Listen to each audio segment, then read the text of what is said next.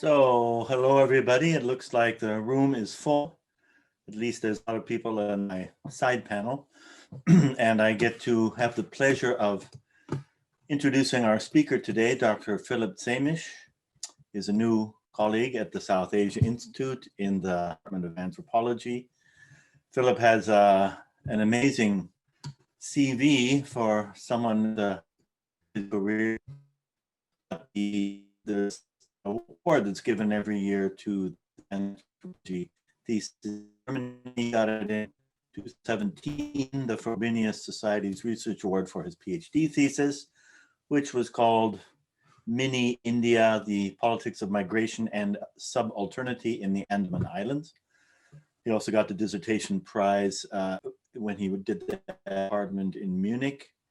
He, until recently, has been assistant professor at the Department of Humanities and Social Science in Lahore Institute of Management Sciences, one of several German anthropologists who works there, or also Pakistani anthropologists who've been in Germany. There's quite a strong association with Germany and a very strong Department of Anthropology there.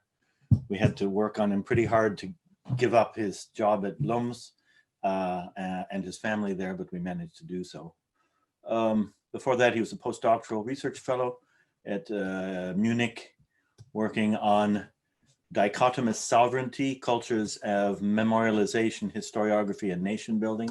In South Asia, he's hosted and organized a few conferences, one of which I was at a few years ago, on partition and on the Andaman Islands. He's done fieldwork in Pakistan. And if you get to his, I'm skipping over other things here too. If you look at his writings, publications, that's also pretty impressive. He's got a book a forthcoming article called Betwixt Multiple Worlds of the Adivasi, Vanvasi, Aboriginal and Tribal, Indigenous Migrations, Ecologies and Politics. Another one coming up on the Conservation of Anarchy, Ethnographic Reflection on Forest Policies and Resource Use. And I'm just flipping through them now. I'm not reading them all out. I'm naming the ones that I thought were interesting. Patriots and Kalapani, Writing Subaltern Resistance into the National Memory. Andaman Loves, Marriage Practices, Secularism, Alternative Modernities in the Age of Globalization. His dissertation was evidently published by Oxford University Press in 2017. And I see when I look at the list, you're published an essay in the same book as me, Indigeneity on the Move. I've got an essay in there. And that's only back to 2017. If I were to go earlier than 2017, I would take too long. But I don't want to take too long. I want to give the microphone over to Philipp, who's going to give his talk to you now. Philipp, over to you. Yeah, thank you very much, Bo, and also Ute Hüsken for this invitation to speak in this lecture series on Hindu-Muslims encounters, and of course for inviting me to present my work in this context. And I'm also saying hello to everyone who is here in the audience, and I'm really glad that you're here and that you take off some time for this lecture. It's also truly a challenge to succeed. The previous speaker, Audrey Trushke, hence I would like to link up to the themes discussed by her. Trushke's lecture emphasized how her work on Sanskrit texts depicting the Indo-Islamic period, and especially Aurangzeb, turned herself into a victim of online trolling and hate speech, which unfortunately is representative of an area of authoritarian communalist politics in India, with particular strategies to enforce a hegemonic narrative of India as a Hindu nation. The everyday ideological battle against voices that do not subscribe to Hindutva views causes a gradual erosion of the secular elements enshrined in the constitution, and the partially successful, but admittedly somehow flawed experiment to build a nation state that supposedly incorporates religious plurality as well as ethnic and linguistic diversity. As a side effect of this anti-intellectual move against freedom of expression and freedom of speech, activists, journalists, and scholars are now regularly targeted by hate speech and intimidation, as well as arrest, judicial charges, or forms of violence that have the effect of silencing alternative claims to truth than of those who are in power. My own lecture takes the current trend of gradually increasing communalism in India as a point of departure. It seeks to think through a different, somewhat older and almost outdated model, that of pluralist ethics, at the hands of a regional example from the Andaman Islands. The multi-ethnic and multi-religious migrant and settler society of the Andamans may here be understood as a sociological laboratory for colonial and post-colonial statecraft, in which social engineering process had not only a deep impact on the pluralist ethnic and religious composition of the island society, but also on its decisive secular outlook. Seeking some answers to the current problem of communalism and Hindu-Muslim encounters, I do make a claim for closely investigating the dialectical relationship between the state and its population. While an analysis of state policies, governmentality, and technologies of rule are crucial to understanding the contours and context in which people act and craft their lives, it is equally important to take into account how the state and its everyday intervention into common citizens and subordinate lives are perceived from below. In Partha Chatterjee's words, how those who govern are perceived by those who are governed, and how the latter, namely those who are governed, assert the agency in social cultural practices of appropriating and creatively subverting hegemonic state policies and master narratives. Yeah, and I would like to now go over to share also my screen, my slides. And I hope, do you see, are they visible? Is the slide visible? Yeah, we can see them. Okay, that's great. Yeah, so my talk is today is Pluralist Ethics versus Communalist Politics in the Andaman Islands, Secular Nostalgia or a Model for India. And here you see on these screens, on the slide, you see on the left side, you see an image from partition in Andaman Islands, which was really unclear at that point of time to where Andamans will belong to. And on the right side, a photograph I took from public space in a very central place in the Andaman Islands in Port Blair, showing actually a map of India and like a kind of slogan, "I love my India."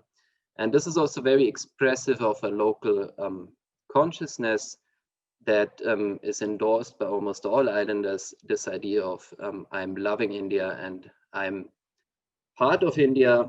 And this decisive love to India is here also expressed along with the love of secular values. And this is the major topic of my talk.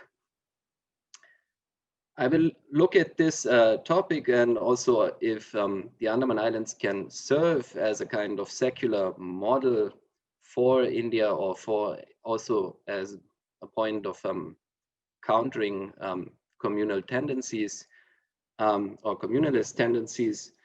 And in so doing, I will weave now data and general observations that I made during different periods of field work, as well as during spells of academic work in and on South Asia. I did fieldwork, almost 2 years of fieldwork on migration and subordinate politics in the Andaman Islands between 2006 and 2016. And I worked also in some major port cities looking at migration, like such as Calcutta, Chennai, Visakhapatnam, and also in New Delhi, which exerts particular influence on policies within the Union Territory, Andaman and Nicobar Islands.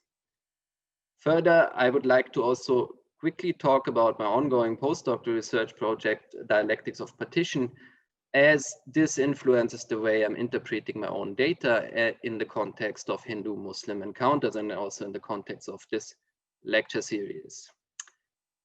The postdoctoral research investigates how legacies of the partition of British India and the ensuing politics of nation building continue to shape the ethical, semantical, and physical conditions of everyday life in post-colonial South Asia.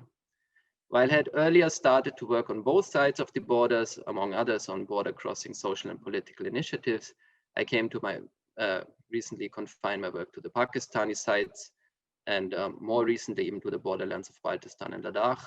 And I took up a position as faculty at the Lahore University of Management Sciences, LUMS, teaching anthropology and sociology in a city close to the Indian border made me aware of the idiosyncrasies of nation building based on a majority religion, in this case, Islam.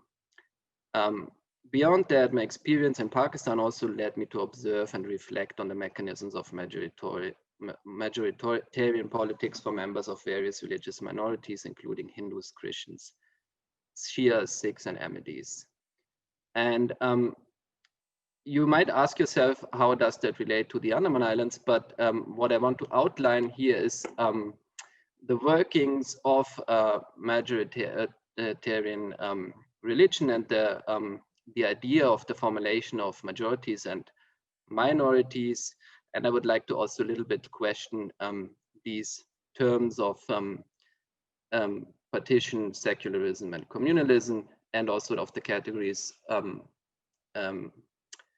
Hindu and Muslim. So, yeah. All of us know also how bland and broad both categories Hindu and Muslims are, and our scholarly work often seeks to deconstruct and dissect these larger reified container identities into particular identifications marked by specific sociocultural and religious qualities and modes of ontological existence that evade and contest a politics of religion and community as propagated by states. But what I'm trying to do here is to think with and through a reified notion of religion as communal identity, working efficaciously through the imagination or even fantasizing of a united, undivided whole or entity that legitimizes particular forms of majoritarian nationalism based on the construction of other religious communities as minorities located within and increasingly outside the nation. These fantasies need to be located within a historical genesis that looks at partition as a process, as well as the intertwined concepts of secularism and communalism. And I'm also basing my work on this idea of Wazira Zaminda, who has written in her book, The Long Partition, about the long-standing material and immaterial legacies of partition and everyday life in South Asia, including people's psychological, affective, emotional, and moral relations that are intrinsically affected by partition. So here, partition is not a singular event, but a process, and though it must not be seen as a singular cause and effect for and of communalism, but a major factor influencing politics and Hindu-Muslim encounters until today. Many communal dynamics had in fact roots in colonial policies, such as separate electorates and other forms of political divide, which manifested in opposing models of communal identification as Hindus and Muslims.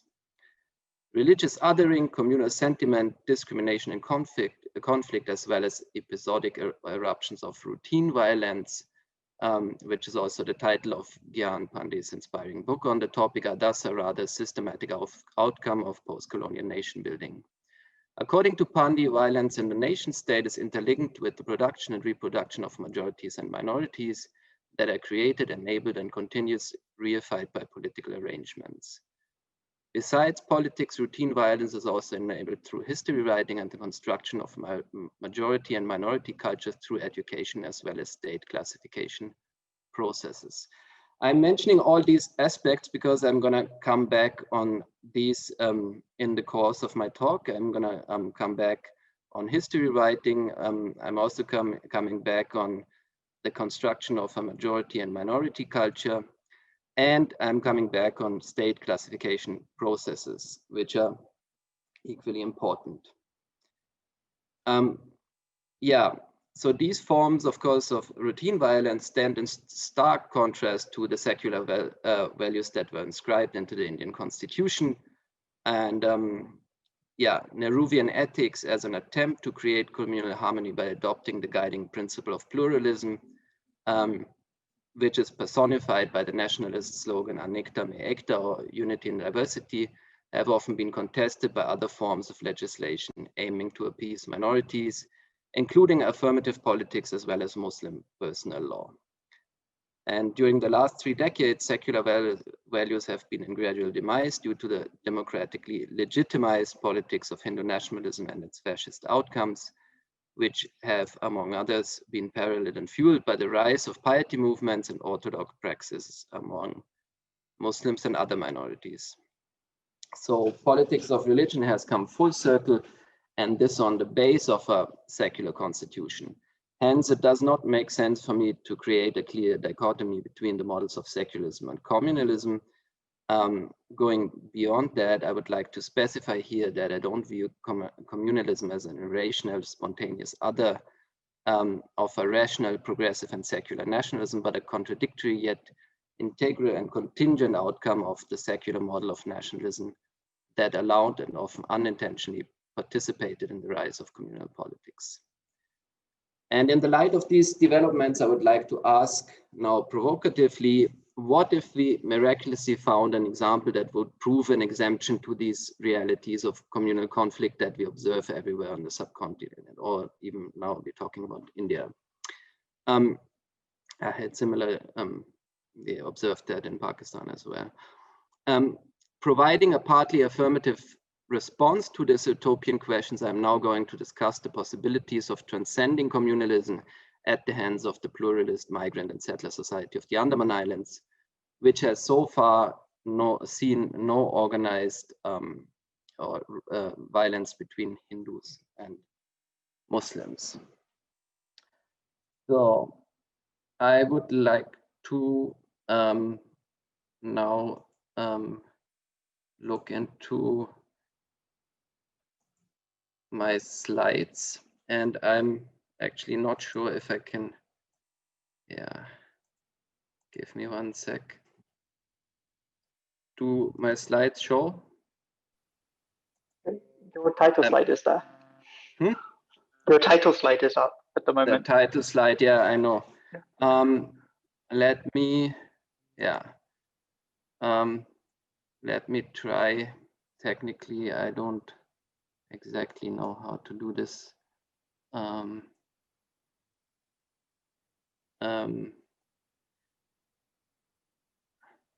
think if you just click into PowerPoint and press the right arrow, it should change. Yeah, but the problem here is maybe I need to disconnect this other monitor. Okay. Okay, I go again on screen sharing. Sorry, bear with me. Yes. Okay. And okay. So now you see my slides, the Andaman Island, Southeast India. Yeah, thank you. Okay. So I would like to come back now to a very interesting interlocutor, the late Govinda Raju, who unfortunately passed away 10 years ago, and he was a local journalist and who formulated daring critiques of the government, and he was a close interlocutor, and he once formulated and called the Andaman Islands Southeast India. So Southeast India is a neologism. It's a term that is linked, that he links to the Andaman Islands, and he wants to, of course, allude to the Andaman Islands, to their geographical position in belonging to India, but being in Southeast Asia. And we see a map here, I mean, geographically in Southeast Asia, and we see a map here of the Andaman Islands in the Indian Ocean, and we see that they are far away from the subcontinent.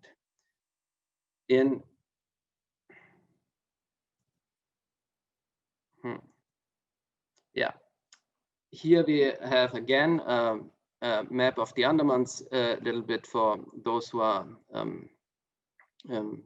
seeing displaying the names of the different, and here we see it's near to Burma, near to Rangoon, and it's also much closer to Thailand and Myanmar, then to the Indian mainland. So yeah, here we have a map also of the Andaman and Nicobar Islands, and we get a bit an idea of which kind of communities are settled there. We have, among other, Bhatu, Bengali, Burmese, ex-servicemen, Great Andamanese, which are indigenous peoples, Jarva, Karen, local born, Tamil, Malayali, Mopla, the South Indian from Kerala, Malabar coast, Muslims, Nicobarese, indigenous peoples, Ongi, Ranchis, about whom I worked a lot, with whom I worked is Chotanagpuri Adivasis, Sentinelese, Champagne, also indigenous Nicobar and Telugu. And these are only some examples of a large variety of groups that are present there. And yeah, the Andaman Islands also, the question is here of, if you look at the marginality of the islands and their distance to India, you can also understand why actually the islands are full with monuments showing their affiliation to the Indian nation state. So you go down in this so-called Marina Park and you have a Rajiv Gandhi statue who was important for the island development, and there was Netaji Subhash Chandra Bose, who came to the islands during Second World War when the Japanese had occupied the Andaman Islands, and who was the first who hoisted the Triranga in what he called the liberated Indian soil. Also, you see in the same kind of Marina Park, you see military installments and or like installations, but exhibited for the general public. And on the left side, you even see on the left flag in the background, you see even this map I was showing on the first slide in the background. So this is all a public space that is very representative of how India represents itself here. You have a memory of the Kargil War, also all showing how this distant territory in the margins, actually in the geographical margins, is actually an integral part of India. And I'm now coming back to Govinda Raju and the local journalist, who said, this is Southeast India, which on the one hand means it's a region of India and it belongs to India, but on the other hand also as a region that has a large history of its own and a large also very interesting diasporic trajectory of Indian communities in itself.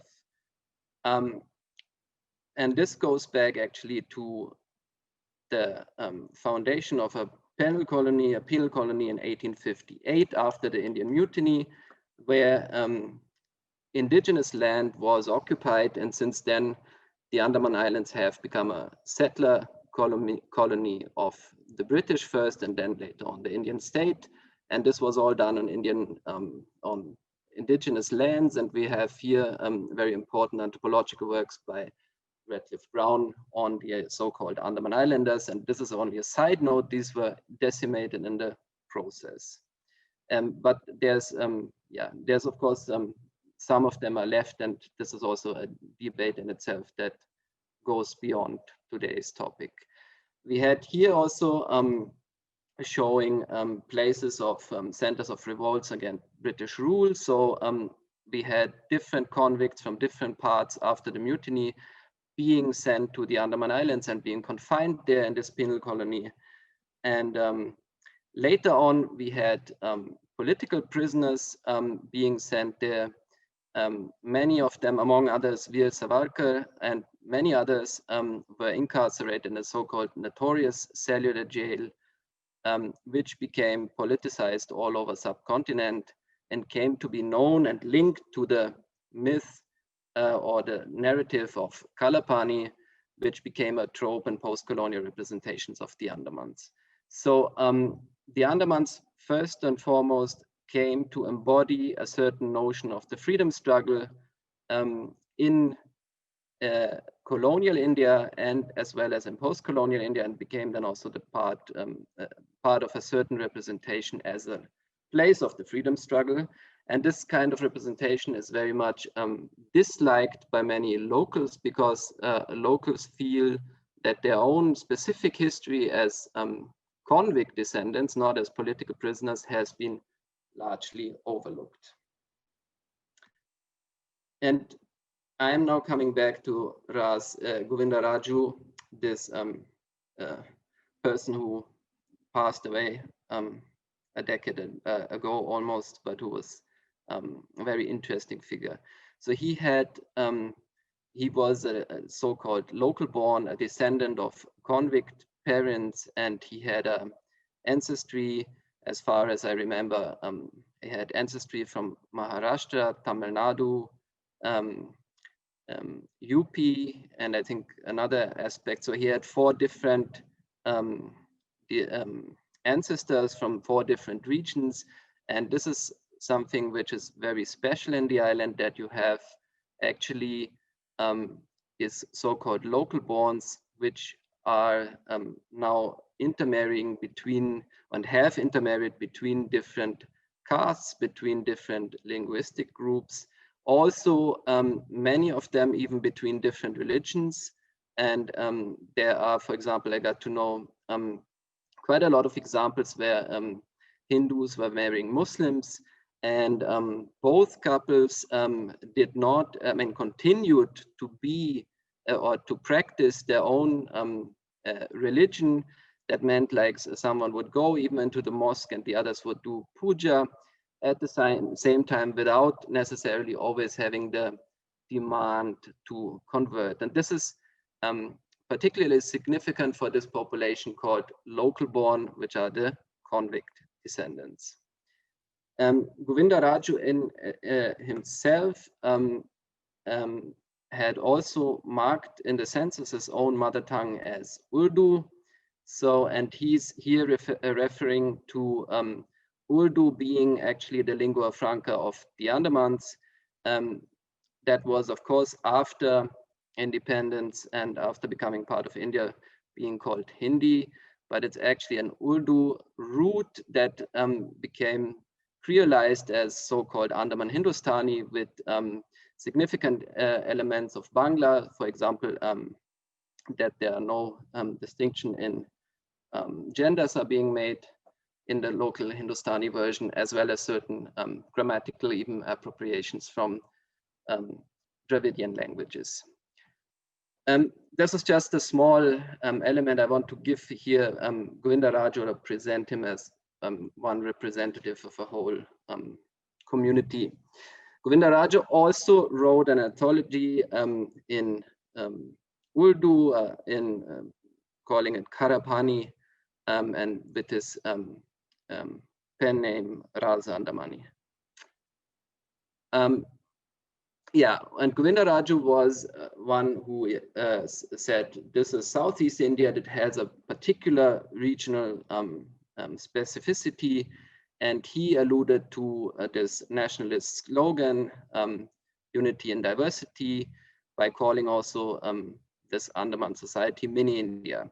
And you hear, and Mini India composes values, secular values, basically, a so-called also claim of a casteless society, which is very debatable, but which is something which the local born for themselves have formulated, and also the lack of communalism or of this communal chauvinism. How pure this form is, of course, is very debatable, but this is also what is claimed on the surface. And what you find then in consonance with what Govinda Raju says and many others, if you meet anyone in the Andamans, you hear sentences, Andaman represents India, the people represent India's diversity from Kashmir to Kanyakumari, and Andaman is like a Xerox of India, like a Xerox copy. So representing this total idea of diversity and representing also the idea of secularism as enshrined in the constitution. What we still have in the Andaman still is an incredible ethnic diversity. And I will come back to a little bit later to the history of migration. But I just wanted to mention at this point, we have also this process of real ethnic clustering.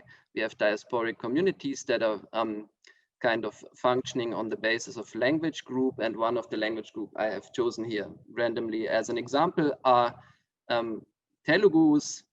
And Telugus also, for example, in the local division of labor, there's a certain group of Srikakulam fishermen from the Srikakulam district who, for example, live in a so-called Machli Basti and are almost exclusively occupied with catching fish and distributing and selling fish. And what I want to say is here, there's certain division of labors as well as local diasporic identities formulated along ethnic lines. So this is, of course, also part of this idea of mini India, that you have a variety of groups living with each other or along with each other. I would like to come also now to a percentage of, just to give you a small data of religious communities as we find them in census of 2001. I don't think the ratio has changed a lot, with almost 70% Hindus, 21% Christians, and 8% Muslims, as well as a variety of some other smaller groups. But these are the three major groups you can see here.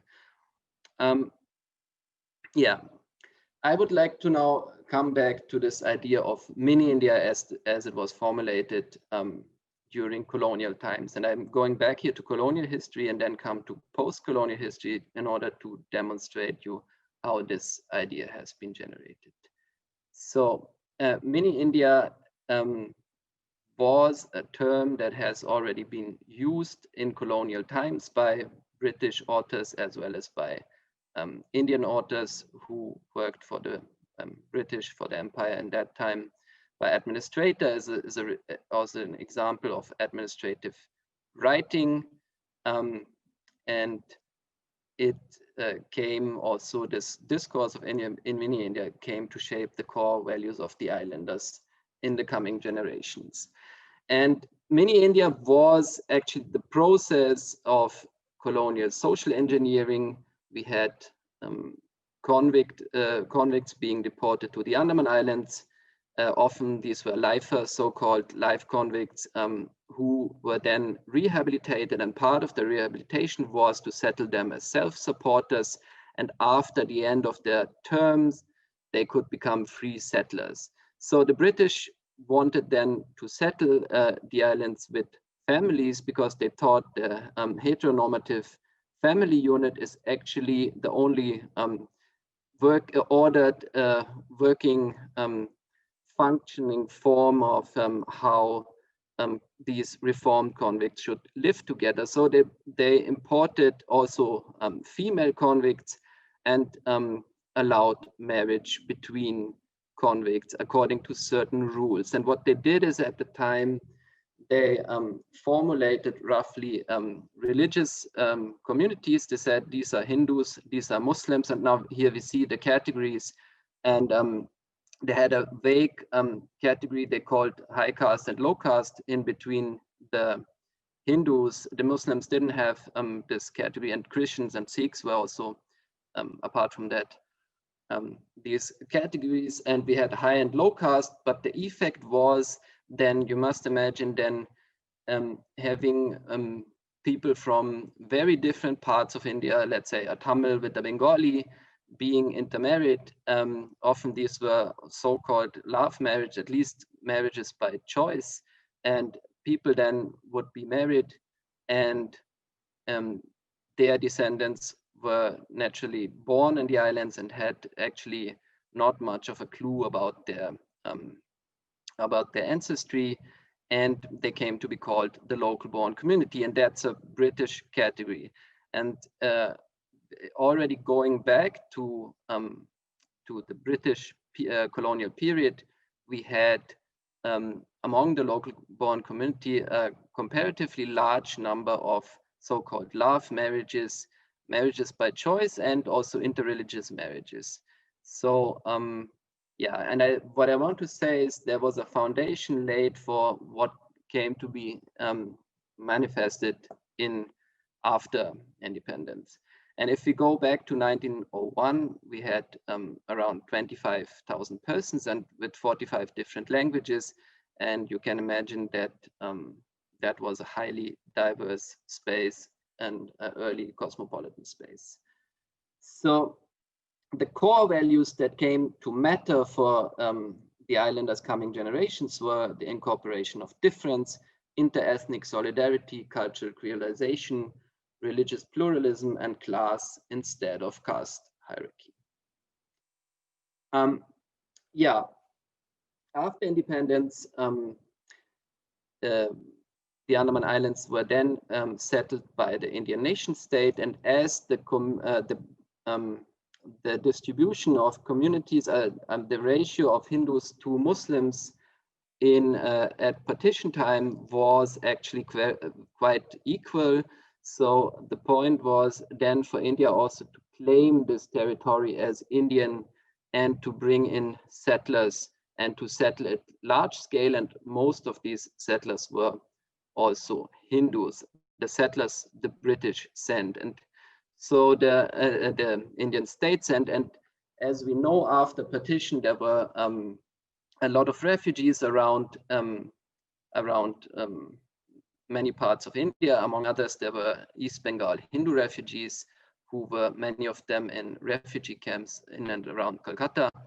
And they were then, one of these batches was sent to the Andaman Islands, around 4,000 families, and they were settled on agricultural, on cleared forest land as settlers in order to kind of work on agricultural land and to sustain themselves.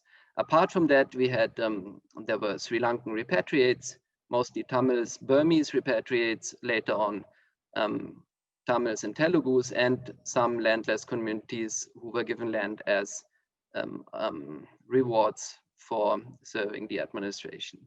And these were among others Ranchis and Malayalis. All this policy can be understood as a social upliftment policy, with people being employed in the administration, in the timber industry, which was very significant, and in infrastructure development projects. Apart from these regular schemes, there was a lot of labor migration coming to the Andaman Islands, among others from Ranchis, so-called name for Chota Nagpuri Adivasis, Tamil Nadu, Andhra Pradesh, and also Bengalis. And many Bengalis, by the way, who have been coming recently are actually illegalized migrants from Bangladesh who have slipped over the border and came to the Andaman Islands because the level of the wages are comparatively high and the standard of life is comparatively good, as the state puts in a lot of money that kind of outflows and provides in larger society. The 2011 census has then led to a number of 392,000. But I mean, as we know, census numbers are not always reliable, and it's possible that it's now about, let's say, 4.5 lakhs, or at least a significantly higher number. Also due to the flow of migration between mainland and people who are not necessarily counted in their place where they currently live, or in the other one. In this time also, the discourse of mini India came to be an utopian embodiment of the idea of unity and diversity, and a showcase of the communal harmony and secularism at the Indian overseas frontier. And this is, I've looked into several works by, let's say, both Indian sociologists and anthropologists, as well as especially by administrators. A lot of administrators write in their, after their retirement or in their free time, books about the Andaman Islands. There's a large number of small pamphlets in which all this idea of mini India has been reified. And this idea of mini India is then also omnipresent in the whole society. like in everyday conversation, you will always find references to it.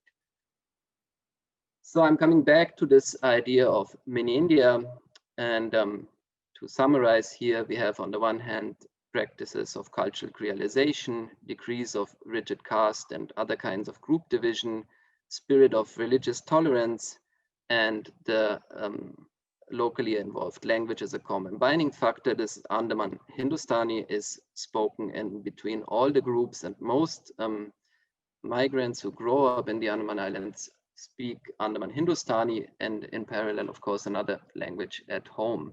But this kind of provides the glue between the between many different or diverse population. And in on the level of hegemonic nationalism, mini India is here the embodiment of a unity in diversity, and showcases communal harmony and secularism. And of course, it gets appropriated at the local level and serves as a marker of identity in a diasporic setting. And this master narrative, in my view, is very much against communal discrimination and violence. And so far, as I mentioned, there are very few instances. I mean, communal riot violence is so far unheard. I would also now like to shortly discuss a shrine, namely that of Fadl-e-Haq Khairabadi, as Jamal Malik has written him. If you look at the right side at the board, it's called, they call him Alama Fazl-e-Haq Khairabadi.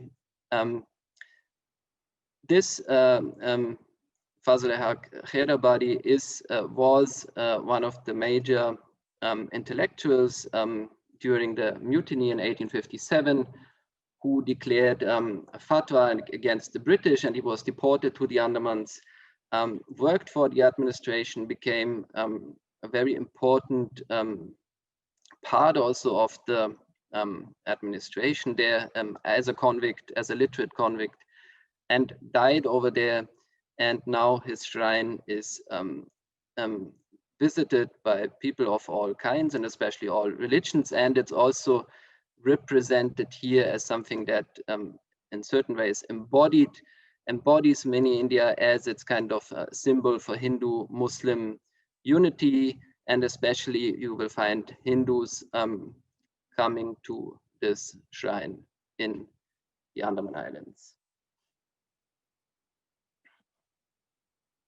Yeah, and now I would like to come a little bit to another example that kind of goes away against the spirit of mini India, and this is concerns memorialization and placemaking practices of Bengali Hindu refugees who here reconstruct a lost homeland of Sonar Bangla.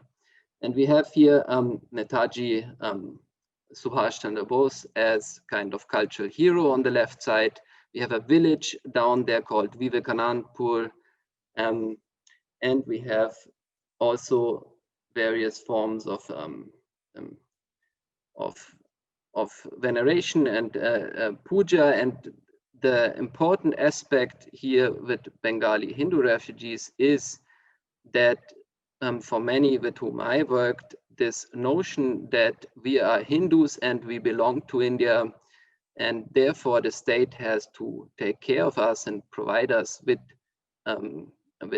reservation, has become a very prominent marker of identity. So here, these Bengali Hindu refugees I've worked with have, in my experience, very strongly subscribed to this notion of we have a Hindu Rashtra, and this is why we're here, and this is our legitimization, and that's why we have to be supported by the state. And another example I would like to dwell in is the memory of the freedom struggle in the Andaman Islands. I've written at other places on the role of local amateur historians who are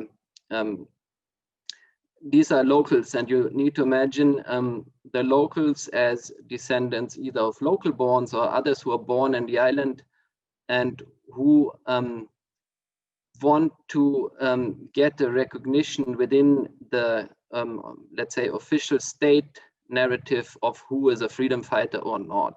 Because see, if you have a criminal past in the Andaman Islands, if your ancestry is kind of criminalized, came from criminal convicts, these local amateur historians try to declare them actually as freedom fighters, and indeed it's very debatable who is a freedom fighter and who not, because if someone resisted the British, he could still, he or she could be called a freedom fighters, but it's actually not happening in the present Indian context, where largely Bhadra Lok and people from the Punjab, Hindus and Sikhs have been recognized as freedom fighters. Many of them were then incarcerated in the cellular jail. Many of them were intellectual from the bourgeois middle classes, and many of them were able to write down their experiences, and that's why because they could speak in the state context and they could speak to the state or write to the state, they were included in so-called official freedom fighter pension schemes. And my colleague also in Heidelberg, Justina Kurova, is working on this topic, and I'm very keen on seeing what will come out of her research on, especially on the vernacular writings about this. So what happens here is a certain staging in which especially Hindus and also to a certain extent Sikhs are recognized as freedom fighters, and which many Muslims actually have not been recognized. And this has to do, of course, with on the one hand also with the Muslims that have been transported to the Andamans, which came much earlier, and many of them came after 1857. There were lots of local convicts as well who converted to Islam, and and there's especially a section of Muslim intellectuals in the Andaman Islands who have been trying to rewrite Muslims into the canon or into the officially recognized pantheon of freedom fighters. And I just give you an interesting side note. If you go in Lahore to the Lahore Museum and you look at the freedom fighter gallery, you on the other hand see how largely only actually Muslim names represented, and you have of course a similar kind of majoritarian construction of a history and of the freedom struggle in Pakistan as you have it in India. And here there's a demand by a local attempt to write themselves into the national discourse on the freedom struggle. Here on this slide, I'm showing also a couple of examples. If you go through public space again, you see the so-called Martyrs Park. These are people who died in the cellular jail.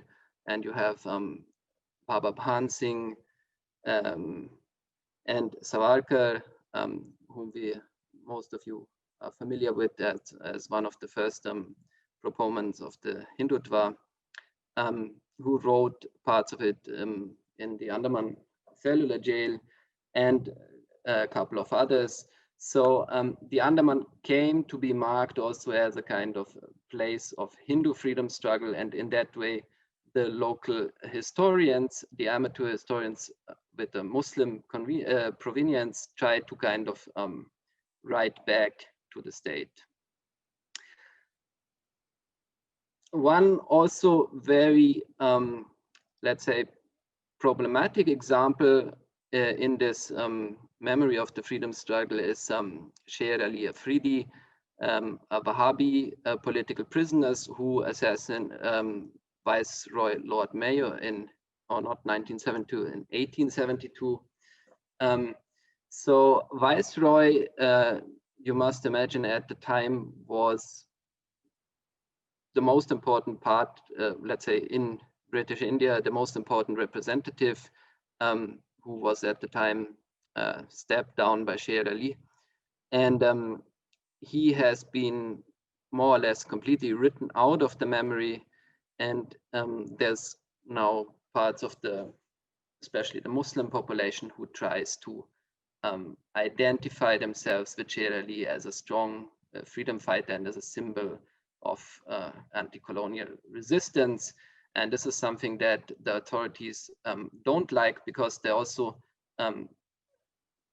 let's say, see a certain parallel with if you celebrate a Wahhabi who assassinates a state official, see certain parallels to, of course, construct to contemporary terrorist allegations.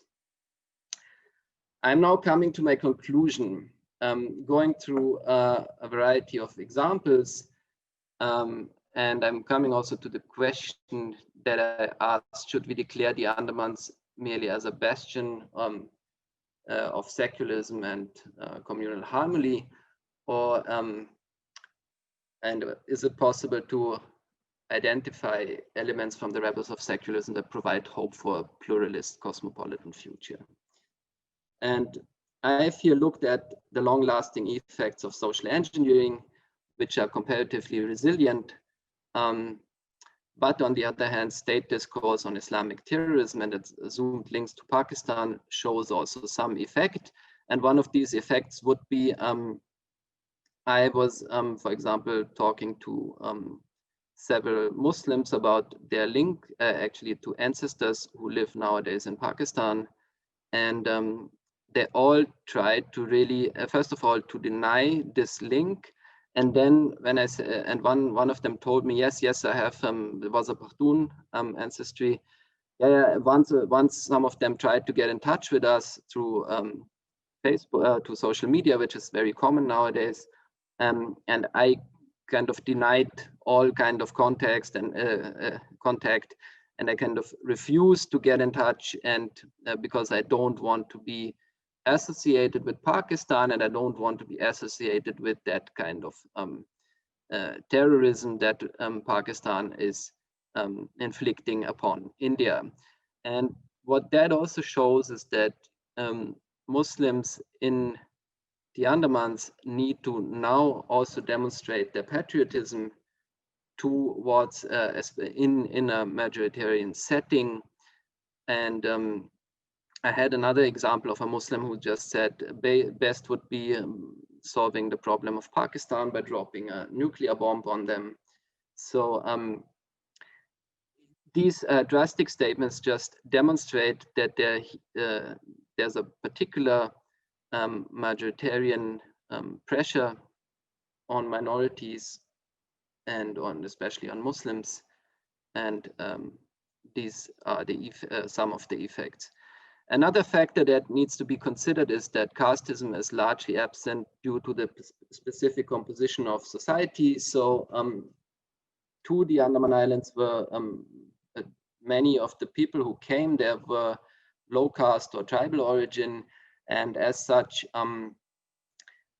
there's not so much prominence of let's say Hindutva rhetorics, as well as RSS is vaguely present but not very powerful. And politics, local politics also don't work to a large extent, don't work on communalist basis and communalist rhetoric, because the electorate is actually organized along ethnically defined vote banks and not along communalist defined vote banks. So to conclude, I think the Andaman Islands are here a bastion of this secularism, but of course one needs to be careful in the future, and let's see how that develops. But I think that this so far has been a model of this idea of secularism, and now let's see how it transforms in the future. I think it's quite resilient, and I think with this I would like to end my lecture, and I invite your questions, and maybe you can even answer the question I've asked myself. Thank you very much.